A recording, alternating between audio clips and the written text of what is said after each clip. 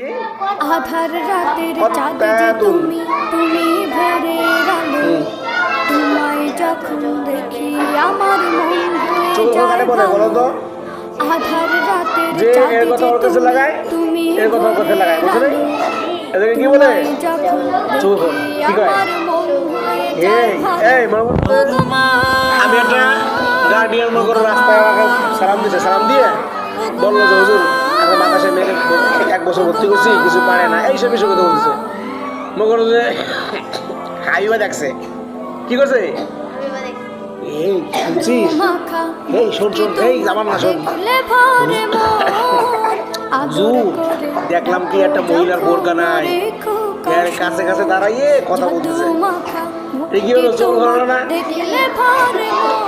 মানে কি বুঝালো, এমন ভাবে বুঝলো গিয়েছে।